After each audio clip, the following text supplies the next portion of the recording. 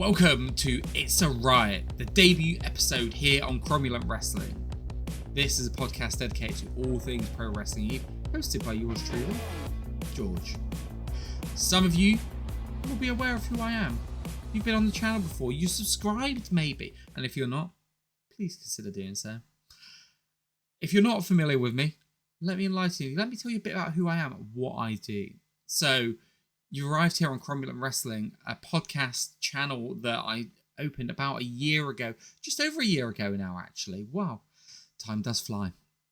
And it was something I wanted to do to chat all things wrestling that I loved. I'm not in this game to try and talk about things I don't enjoy, just for the sake of content. I love chatting to people about wrestling that I love. Building communities, getting involved in communities. And over the last year, that's what I've done on the RevPro side of things. I created a show called This is Revolution. It was originally envisioned to be a monthly show. And my good friend Dave the Mark said, hey, can I be involved with you? Now, if you know RevPro, you probably know Dave. You probably know Dave's content. He is an absolute machine. He has got everything covered, all bases that you could possibly want. And we started to think about, hey, let's do a monthly podcast. Within the space of about a week, Dave and I, on our text messages, going back and forth, went from that being a monthly podcast to weekly. And we've been having an absolute riot with it for this last year. We have done show previews, predictions. We have done reviews. We have even had wrestlers like one called Manders, David Francisco, Shah Samuels, the new undisputed... Let me put my teeth back in. The new undisputed British heavyweight champion all appear on our show. We've had people like Francesca Oliver and Dave Bradshaw, people who are there to help make the show experience what it is each and every week. And I've been ready to stretch my wings a little bit further. For a while now, I think, what is the right thing for me to get involved with? And the one thing that I can't do is fake content. I tried doing a progress podcast when that started at the beginning of the year, the beginning of last year even. And I was going to jump back in and do an AEW podcast because that's where my roots start. And neither product was really inspiring me. So I thought, well, I'm not going to bother with this. Like, why would I do something that doesn't bring me joy, doesn't give me fun, doesn't excite me, and all of that stuff? And then the one other company other than RevPro consistently getting me over the course of the last year has been Pro Wrestling Eve. I'll admit, it was a company at first I didn't really get. And I think the first time I tried with Eve was a Multiverse Rumble. And I was going through a very different stage with my viewing where I was very serious with everything that I liked. And then I lightened the fuck up a little bit. And I appreciate things for what they are now, and that wrestling can be this big variety board of things if you want it to be. So as I kept watching more and more Eve, I was really getting into it, really getting invested in this rotating cast of characters, people who were getting platforms that at the time in places like RevPro and Progress, you just weren't getting the platforms in the same way. And I think it was it February this year? I actually made my show, made my show debut. I attended my first show, and it was the Jamie Hayter versus Alex Windsor. And I've never been in an environment where immediately walking through those doors, I felt as comfortable as I did walking into Eve. And it's such a shame for me because Eve is one of the ones that's a little bit harder for me to get to for a live show. It involves staying overnight in London. It involves taking a Friday off of work. It involves hotel costs. All of that stuff do add up and do make it a little bit more difficult. But I thought this was a really good way of connecting with a community of people and actually talking about it. So when I do come to another show, hopefully there'll be a load of you around that I can actually just chat to about this and know and just get invested in this with people in person at quite as much. So on this channel, you're going to be seeing me at least once a month. The idea is that this channel will host a reactions recap of each show each month. That is my commitment to you people. you people. That's my commitment to everyone. That you'll have this from me once a month, because it's quite an easy schedule for me to keep. It's not adding loads of extra stuff into my calendar and all of that jazz. So it'll be something I can keep up quite easily. But one of the things you'll hear me talk about a lot is community. And that's really important to me, that there is a community of people around. So what I want to do with this is, while you'll be seeing from me every month, seeing and hearing from me every month, I'm hopefully going to bring some people along for the ride as well. And every now and again, bring along a friend who just loves Pro Wrestling Eve, maybe someone who's never even been before and watches for the first time, all of that sort of stuff, and just trying to get people involved. So it's not just me that you're looking at and hearing from every month. I mean, how could you want anything more? But seriously, I've got people who've already said, hey, I'd love to be involved in this. So you're going to be seeing and hearing from people. We're going to be doing, at times, hopefully, preview videos as well. And then I might even jump way back in the archives, because Eve is a company I've known about and known bits on from friends who, God, going to 7-8 years ago, like when it was still in the Resistant galleries, like all of this stuff going on. I think I even recall like trying to get tickets for one of those shows and just couldn't. So yeah, it's one of those things that I want to just get involved, get people involved, and try and just bring this community of people something that they're going to get some enjoyment out of every month. So please, what I would ask from you, if you enjoy this, please consider just commenting on the video. Or if you're listening to the audio version, please do consider leaving a comment, giving us a 5-star review if you think we're worth it. If I say we, ignore me.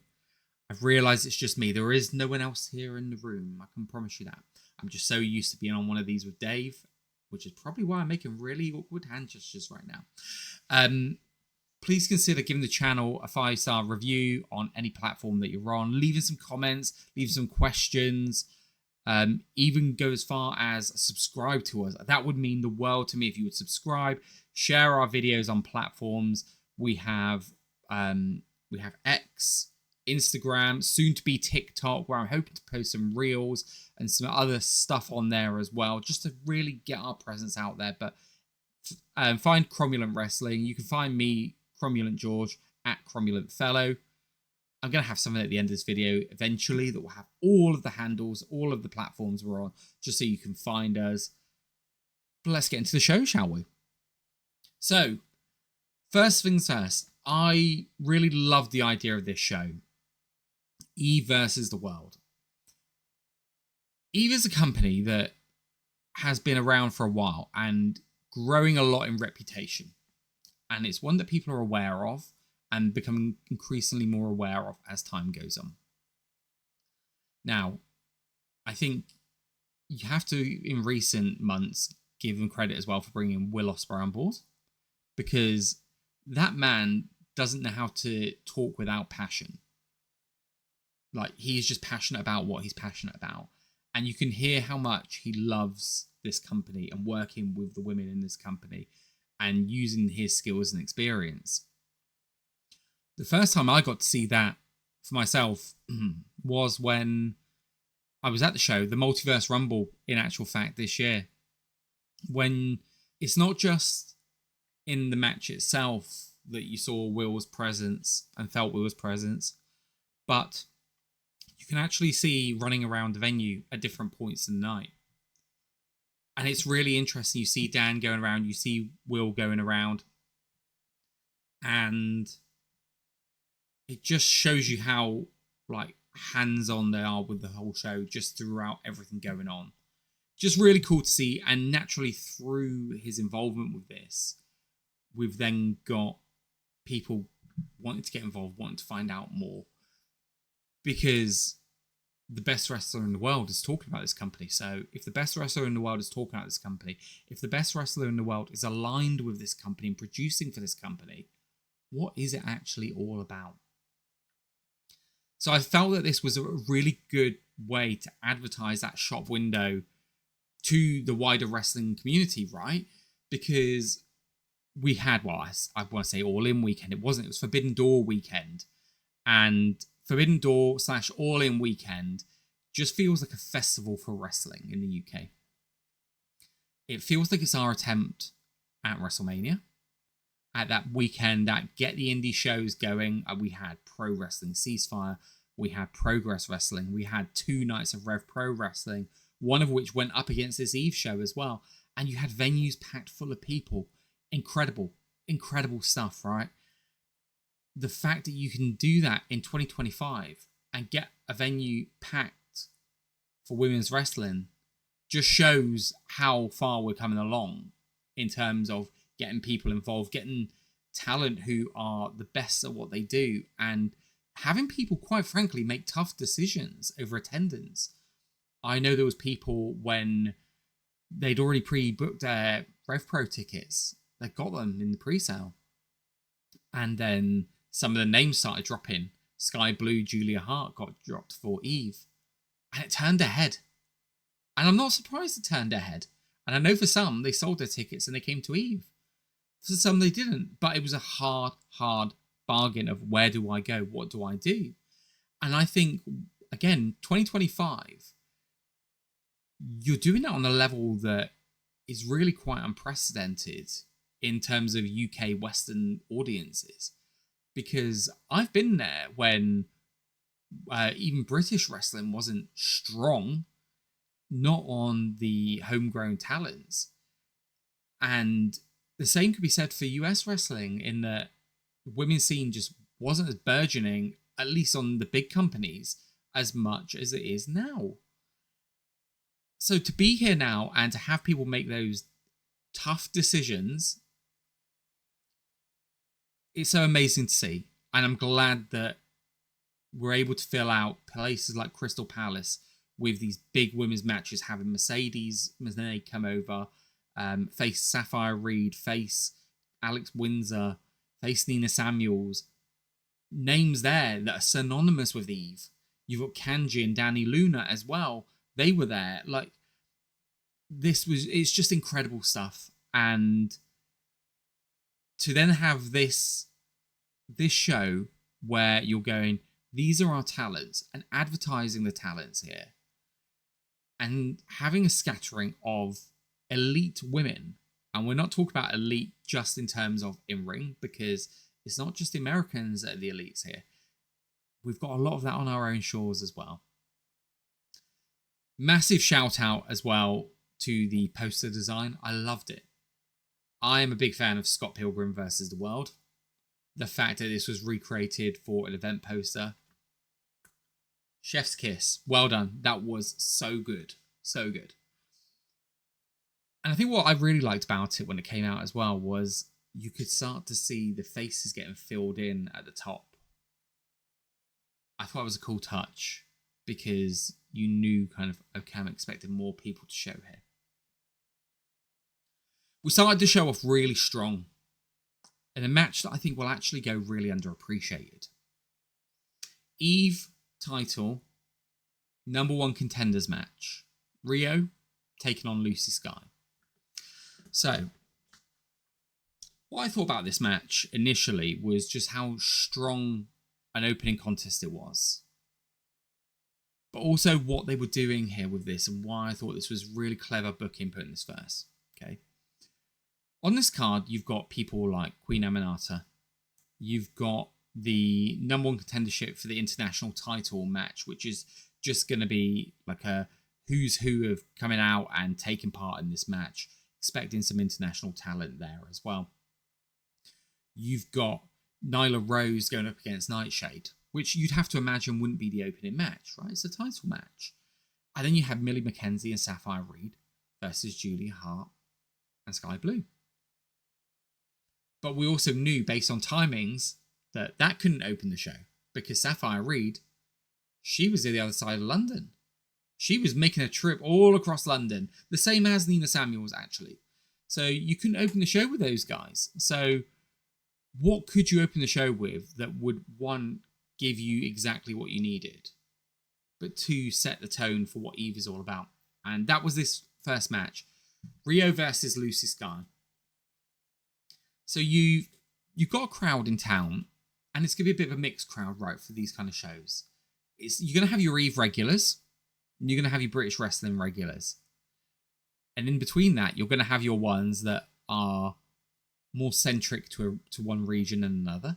So, for instance, a lot of people might not know who Lucy Skye is if they're not familiar with wrestling outside of the South London bubble, because she doesn't feature quite as much for the major companies there. If you watch TNT, you're going to be very familiar with who Lucy Skye is. And you'll be aware of who she is if you watch Eve, of course. But you're going to have those mixtures of crowds. But there's a third part of that crowd there and what makes up that crowd. And that's going to be the crowd of people that are going to come into this and know people based on reputations, because either they just don't know British wrestling at all and they're from abroad, or they just might not be familiar with the scene and go, hey, I want to check out what this wrestling is all about.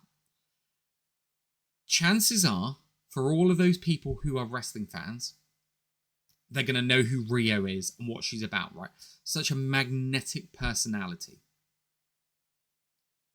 What I felt they did really well here was putting Lucy Skye in that shop window and having people become familiar by the end of who she was and what she was about. You really want to use the opportunity, whenever you can get it, to lift up your own homegrown talent. And like I said, she's someone who in the South predominantly doesn't feature much outside of Eve for the bigger companies, your Rev Pros, your Progress, Eve, etc. So you could imagine in this match that Rhio would come out and she would dominate crowd reaction. They put on such a real hard-hitting match. And where I thought they were really clever is they could have allowed Rhio to overload this, right? So in Eve, both are predominantly, or have been, tag team wrestlers. Rhio has a massive profile outside of Eve. She's competed for Rev Pro. She was up against the Cutthroat Collective last year. She has been the Progress Women's Champion. Still is the Progress Women's Champion, I believe. Or has been recently. I can't quite remember that. I'm not as in-depth with Progress as I'd like to say. But you could have had her really take over the match. She is still champion. Cool. You could have really had her take over the match and been this massive magnetic personality, this draw. She is strong. She has got the look, everything about her. They went blow for blow quite a lot of this match. And I thought that was really important, because instantly what you're doing in this match is you're saying Lucy Skye is on the same level as Rhio. People aren't necessarily going to know who Lucy Skye is compared to how they're more likely to know who Rhio is. So doing this and building her up for the people who aren't regulars. And Jetta made a point of this at the end of the night. She said, for those of you who come for the All Elite women, please do consider staying. And we hope you've got to know the people that are here every month. And I think that's really important for someone like Lucy Skye. At the beginning of the match, everyone was chanting Rhio. By the end of that match, it was 50-50. Beautifully well done. Just a extremely hard-hitting match. I was really impressed with both ladies here. I felt that this match flew by. Just looking at it now, it went on for about 10 minutes. And it didn't feel like it was that short. It felt like it was a longer match. But the one that went by quickly all the same. I just thought it was incredibly hard-hitting all the way around. It never let up. It was paced perfectly as well. And it started off it gave you something strong to start off with, right? We started this night with stakes. And that's really important in wrestling as well. You want to get people invested. We've got a number one contendership here for the title, right? The world title. You want people to be involved in this. You want them to have a reason to care. I think even though Rhio won this, and Rhio is going to go on to face the champion, I think Lucy got over really well in defeat. And one of the things that Jetta really was hammering home on commentary was that Lucy Skye was very much in a tag team with Harley Hudson. Harley Hudson's obviously signed to TNA. So, as we've seen with Rev Pro, sometimes it's harder to get these people that are signed with companies because they have other commitments.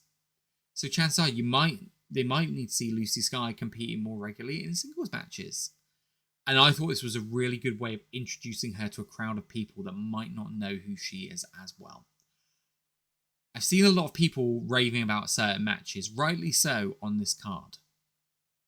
This is a match that I think was very, very underrated, and one that I'll definitely go back and watch. I just thought it was really fun. Really, really fun. Rhio winning was a great moment for her. Yeah, great start to the show. Moves us on to our second match, and that was a tag team match between Manipulation, JC Storm and Vanity. I'm not going to profess to know who they are, okay? When it comes to people on independents across the world and even some Joshi talent, I'm not going to pretend I know who everyone is or as I'm familiar. But certainly there'll be people that I will know names of and I'll have heard reputations of, and I'll look forward to seeing them. Manipulation weren't one of those teams that I've heard of. So really coming into them blind here. They're up against Session Moth, Martina and Skye Smitson. The match itself, I'll say, was fine. It went on a little bit too long, maybe. But overall was fine. I thought that where this really shone was in two ways. One, Skye Smitson. She is incredible. If you've ever watched / listened to This Is a Revolution, you'll likely have heard me and Dave say a lot. Skye Smitson needs to be booked more regularly. I'm just going to say this now. It is a crime, in my opinion, that Skye Smitson is not booked for more companies in the UK. And the notable ones as well is what I'm talking about. And I don't mean disrespect when I say that, but you do have the companies that are deemed to be the top tier, right? Your Progress, your Rev Pro, Eve, are probably, and Riot Cap are probably deemed the top 4 in terms of, in England at least, the companies that are more well known. Of course, in Wales you've got Pro Wrestling Chaos, New Wave, but Skye is someone that deserves to just be on more shows and have more opportunities. And this is just another clear example of why. Skye went into this match and just... you could kind of see that some of her talent, or some of the other talent on the other side of the ring, weren't maybe on the same level. Okay, that's fine. Not everyone is going to be. It felt at times things got a little bit muddled. Skye was what kept this ticking over perfectly. She kept everything looking as smooth as possible. She spent the majority of the time in ring out of everyone because she was in there making it work, doing the work, getting it all done. Martina is an enigmatic personality, right? She just captivates people. When Cascada plays, you know it's going to be fun. And that's what she does really well. She captures people. And I think, again, this is a perfect embodiment of what Eve is all about. It doesn't have to be a place that subscribes to one style, one ethos. And it's a place that I think does it better than anywhere else. Rev Pro is very work rate heavy, and that's what I expect when I go to a Rev Pro show. So, with the greatest respect, I don't expect to see Martina there anytime soon, in the sense of what she does and what her act is more on the entertainment side. But she can go as well. That is the other thing. She can go. But what is presented as a more real sports company. You've then got Progress, which tries to do a bit of everything. In my mind, doesn't quite hit it as much. And sometimes limits people a little bit. I feel that in Eve, the company, when I say they, the company gets out their own way and just lets the wrestlers do their thing a bit more. And you can see that with the entrance, with everything about just how she's come out to the ring. The fact that you could start that match off with just those two getting cheers and chants to kick everything off was a great way of starting the show. I thought it was interesting. There was one or two bits where I thought maybe not as smooth as possible. But I also felt it was really interesting at the end as well. When Skye, after the win, Skye picked up on, you need to get your confidence. You need to know who you are. So that's really interesting to me. Because someone could be watching that thinking, is she just having an off night? And look, it's been well documented that Martina has had a lot to go through this year. And you could just say someone's having an off night. And that happens in wrestling, okay? It's happened to the best of people. So with Skye actually saying, hey, you're messing up moves that normally you'd get, I thought was really interesting. And obviously it's looking like we're getting to a match between those two. But those are the most noteworthy things for me. I think there was a little bit of, like I said, miscommunication. We had moments where Vanity and JC Storm realised that they were the wrong ones in the ring, the wrong legal person. And rather than just getting out and swapping, they tagged each other. It got towards the end, got a little bit wobbly. But Martina, Skye really held up their end. I felt that this match was really helped on commentary by Jetta as well. I think she did a phenomenal job. And I felt that throughout the evening, and you'll probably hear me say it a lot. But whenever I hear about people talk about great commentators on the UK scene, she's not someone I hear mentioned.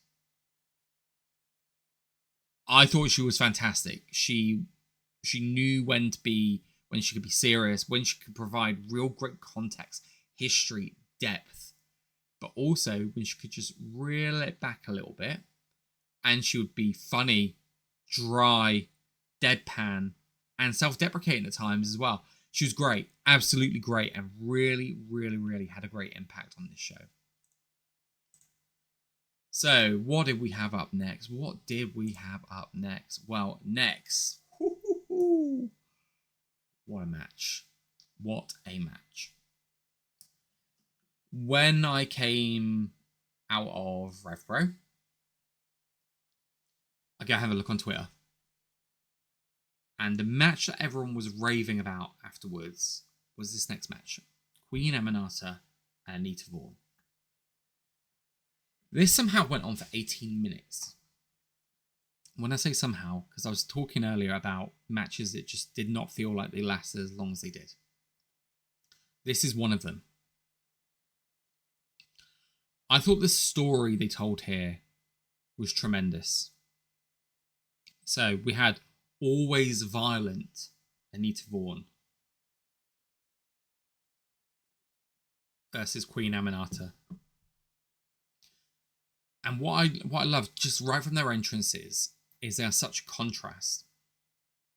You got Anita, who feels like she is either like all energy, some might say hyperactive, but she's all energy.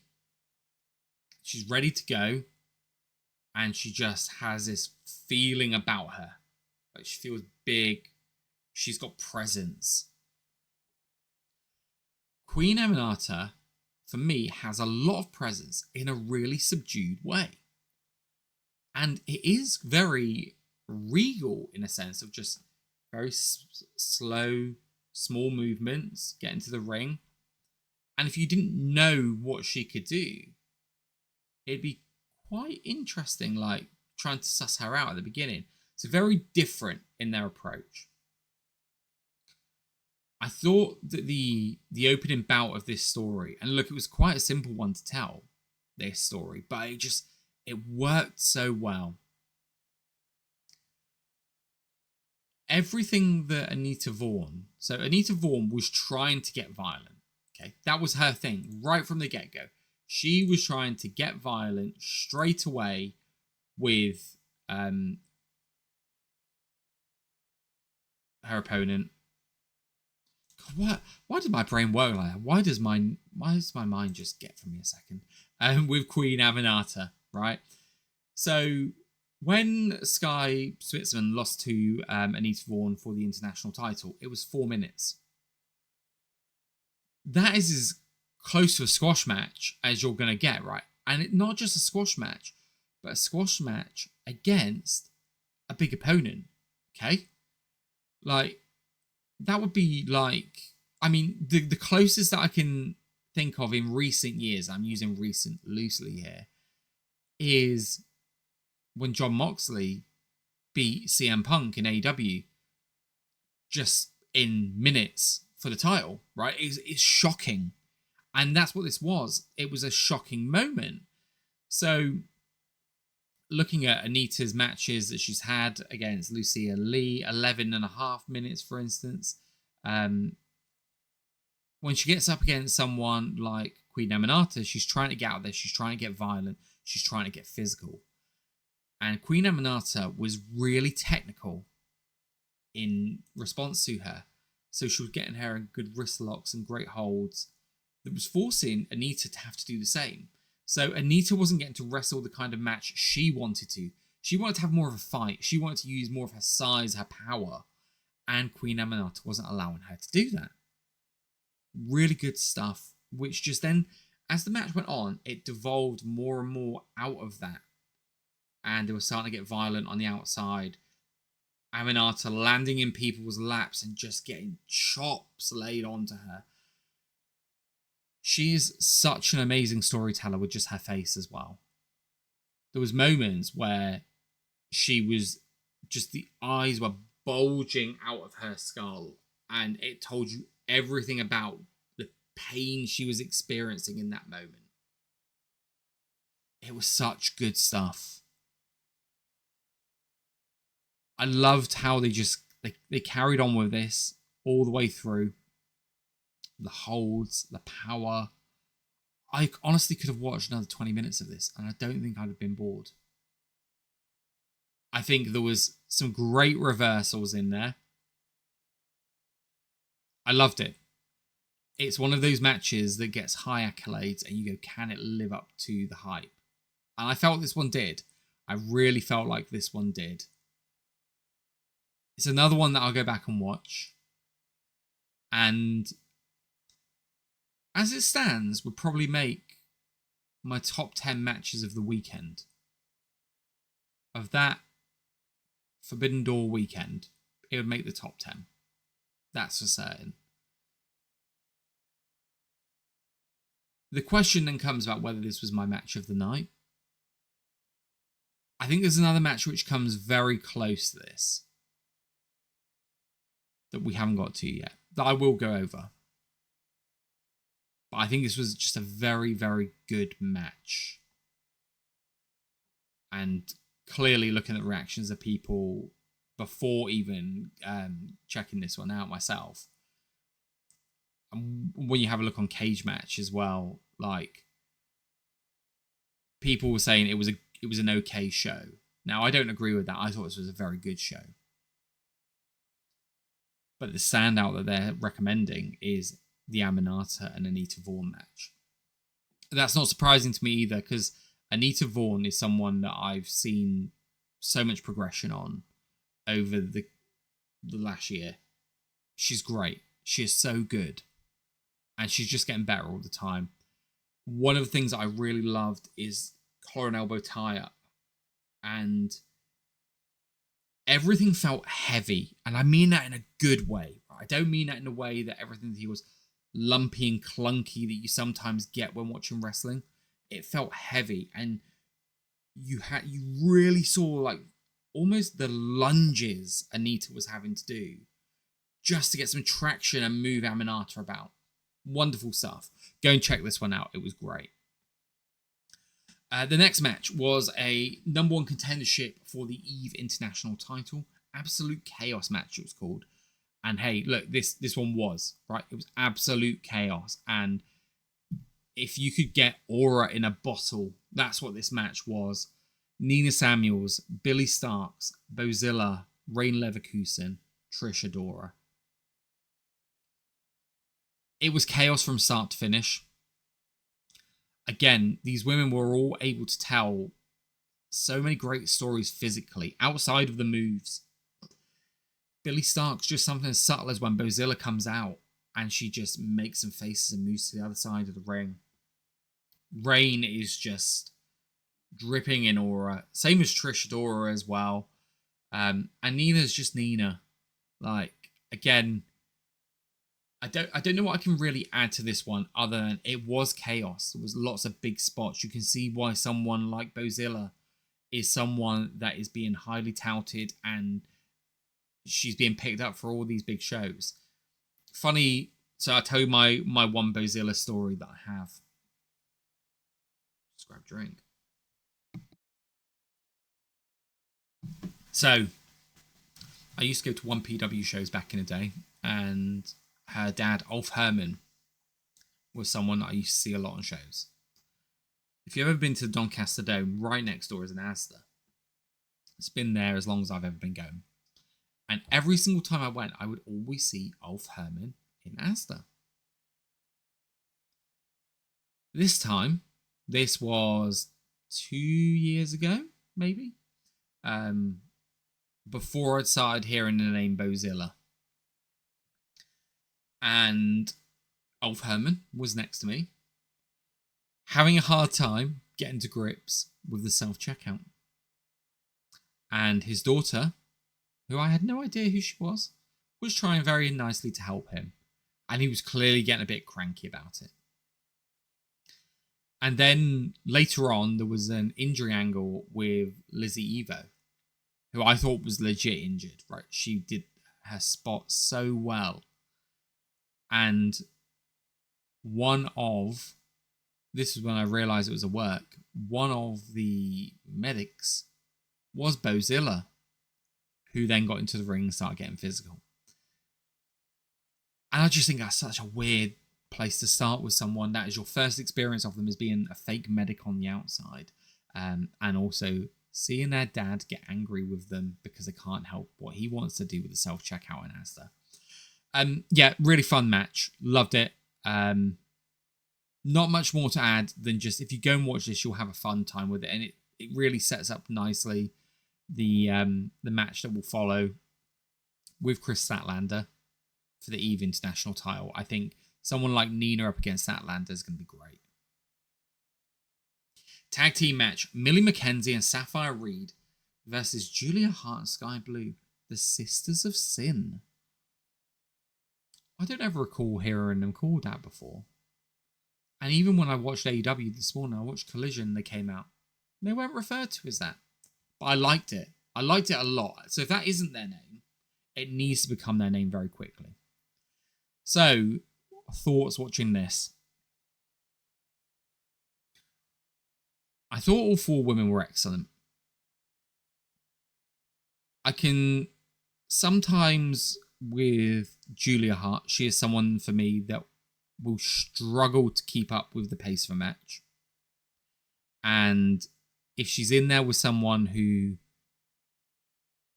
is more akin to her current progress level in ring, then I think sometimes the match can lose its way a little bit. But in this match, all four played their part exceptionally well. When you've got someone you can rely on like Skye Blue as a tag team partner, you're doing well there and you're set up to succeed. And the same when you've got opponents like Millie McKenzie and Safire Reed. I talked earlier about the progression of Anita Vaughan. I mean, Millie McKenzie, God, how old is Millie McKenzie? That is a question. She's like Toni Storm for me. Like Millie McKenzie's 25 years old. But I'm sure I've seen Millie McKenzie for the past 35 years. She has just been such a staple of the scene and she's so good. She's another one that, again, she started appearing in Rev Pro a bit and it's kind of petered off a little bit, but she's another one that I was like, why is she just not featuring in more places? Like, she is that good. Safire Reed, the level of progress I've seen from her since Rev Pro High Stakes 2024 to now, night and day a different wrestler. And again, it's so special what's happening. And I will say it, that you've got all of your places, like your wrestle forces, your purpose, all of those that are invaluable, absolutely invaluable to these people as they're going through their development journey. But Eve is something special for them because there are more opportunities on the card to face a wider variety of different women and actually take part in wider reaching stories as well. So I was wondering how this one would go down, because it felt like neither team could lose coming into it. And it almost felt like as well that Millie and Safire shouldn't lose, because that could be what happens, right? You bring in the outsiders who feature on AEW television and they win. And look, that's maybe what people will expect. And that's where, like in the previous match where you had Nina Samuels with Billie, Starkz, Bozilla, Rayne, Leverkusen, Trish, Adora, because it's not a one-on-one, because you've got lots going on, you can be a bit more flexible there. I thought this was a really great match. I thought that Skye Blue looked excellent. She is someone that I've seen a lot of progression in. I've always known she was going to be excellent. I feel she's operating on a much different level to what she was before. And I feel that she is on that level that Millie, McKenzie and Safire Reed are on now. She was excellent. Really, really excellent. Julia Hart was great.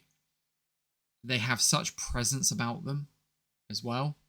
All of these people in the match actually have a presence in very different ways. I think we see this down the line again. Do we see it like this, or do we see two singles matches? I don't know, but I think we see it down the line. I really loved the ending of the match, and that was something that was really important, I think. The pace really picked up, and sometimes if you watch This Is a Revolution, you'll hear Dave and I refer to matches in gears, right? Almost like you're driving a car. What gear are we in now?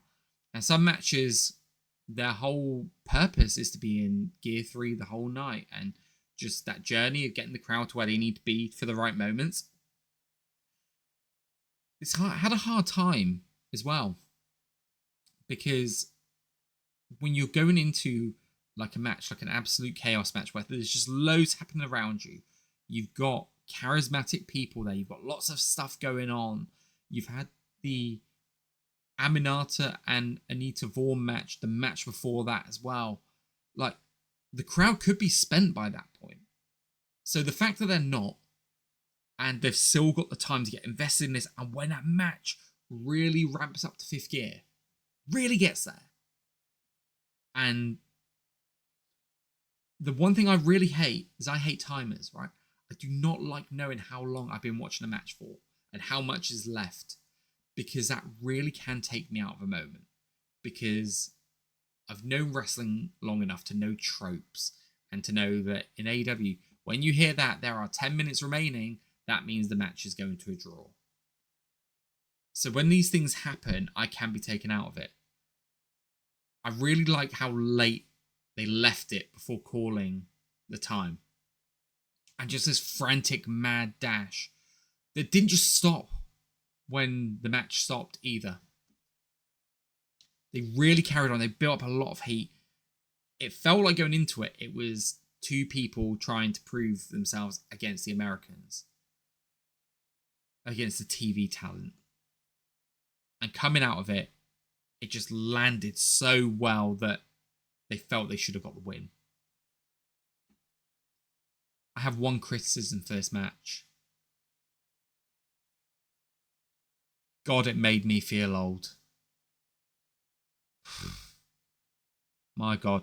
All very special women who are all going to have massive, massive careers in wrestling, and who are at such a great stage already in their developments.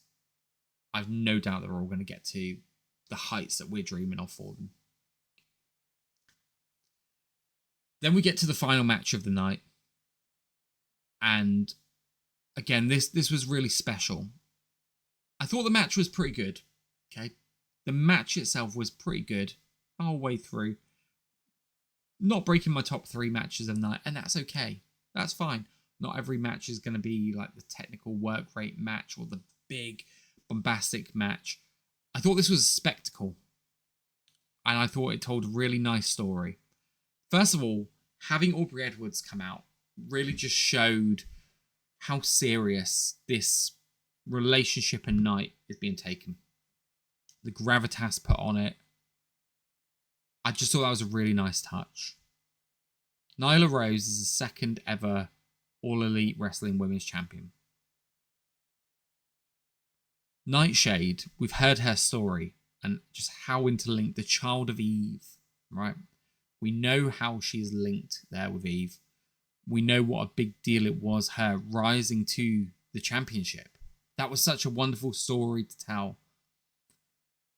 Nightshade is someone that probably doesn't get as much of her flowers as she deserves.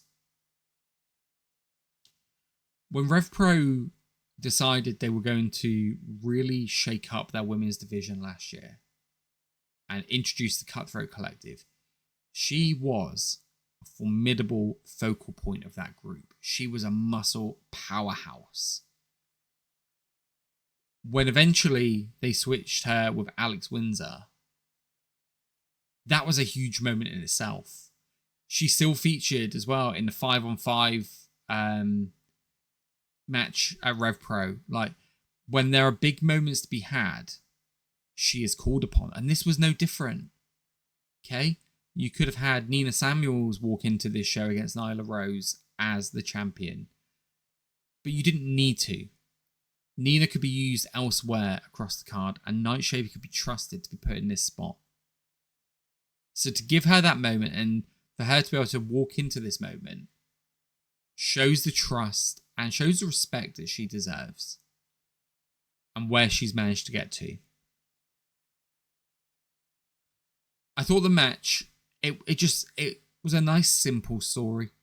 It was two people that are just strong, and it was a really good endorsement for women's wrestling as well. I think when people think of wrestlers, they probably just think of one body type, right? And if you watch a lot of American TV wrestling over the years, there's certainly a type and body shape that these people are. And neither of these two fit into that mold. And I love that. I love that there is space now for people who look different ways to everyone that you see on TV and have their own unique individual styles. I love that we're able to tell this story between two big powerhouse wrestlers. And that was really what it came down to for me, was just everything they tried doing. They didn't have the normal answer for, because they're so used to being physically dominant in the ring. And eventually, it took a Death Valley driver and a top rope senton for Nyla Rose to be able to put Nightshade away. Try as they might throughout the whole match. I really loved the reaction from the crowd at the end of the match. So you could just hear the swell of volume around the room. Because, like me, I thought this was Nightshade getting another big win, another statement win, and it wasn't. And I really like that too, because wrestling can sometimes become trope heavy, and you could say in itself the international talent coming in and beating the local talent is trope in itself, and to a degree you're right. But Nightshade hasn't had the title for a long time. She's had it a few months. She hasn't had tons of defenses. And again, that's fine, because would you expect a team in football to be defending their title every season and winning every season? No. People lose. People have off nights. You can have dynasties, but you can also have times when giant killings happen, when champions go into matches and they lose. And that's fine as well. I thought that was told really well. I love the respect shown at the end. everyone coming out for Nyla, how much it clearly meant to her as well. Nightshade, she looked upset. And part of me wonders how much of that is just a great job she did. Part of me wonders how much, somewhere in between, I'm sure, where the person loves representing that company, right? I can only imagine for her what that felt like, being entrusted with that role. Being entrusted for the biggest show of the biggest weekend of wrestling that you're going to have in the UK all year. And she was put in there to defend the title. Amazing stuff. I loved the respect that Nyla showed her throughout, at the beginning of the match and at the end of the match. I thought that was great. I thought the angle with Rhio was really, really well done. I've only ever known Rhio to be a firm crowd favourite amongst people. Like, no matter how she's trying to portray herself, people want to cheer for her. Having a room full of people chanting, "Fuck you, Rhio." That was special that she was able to get that out of them. We know that we're getting that at Elite Encounters in November. I've got my ticket for that show already. I'm so glad. I bought that ticket. As I said earlier, it's quite difficult for me to get to on the monthly, just because of the cost of everything involved. I think I worked out that minimum for me to attend an Eve show, it probably cost me around close to £130, including a ticket. And that's just for travel and lodging for the night. So I have to pick my shows wisely. And I picked that hoping that what would happen, oh no, wrong side, Willow Nightingale, love it, would get announced. And Willow and You being announced for that is great. Like, so happy with that. But also, knowing that it's going to be Nyla and Rhio, I think is really special. I've been a big Nyla Rose fan for a long time. Was one of my favourites at the beginning of AEW. Rhio is just one of my favourites on the British indie scene anyway. I think that match with Lucy Skye at the beginning of the night, I think is going to be topped in November. I think it's going to be a special match. It's going to be one where you just feel the energy right from the get-go. And again, I spoke about how important it is based on how women's wrestling has been presented for years. And I'm just so glad there's a company out there who doesn't, this isn't tokenism. It'd be very easy for people to jump on a trend, to see what's going on in the wider world, and to do something for the sake of doing it. I love that there's a wrestling company that exists that is there for these people, but is still trying to be stood alongside the big companies out there. Jet has said it quite a lot throughout this. This is not the best in women's wrestling or the best women's wrestlers, just the best wrestlers. And that is absolutely a sentiment that I will hang my hat on as well. Some of the best wrestling that I saw of the weekend happen on this show. You're damn well sure I'm going to be here for the next one. Guys, it really means the world that as I went through that you were still hopefully sitting here watching, listening. Again, please do consider subscribing to us on YouTube. Click that bell icon to get notified whenever anything new comes out. As I said, you might come for the Eve content. You can stay for the Rev Pro content. Get involved in that world if you've not listened before, even if you don't know. We've got socials. So again, please come find us on all the social platforms. Share, like, tag people in things. My goal of this is quite simple. I just want to be here at least, like I said, at least once every month, chatting to you about cool wrestling that I love. Until next time, guys, I'm out of here.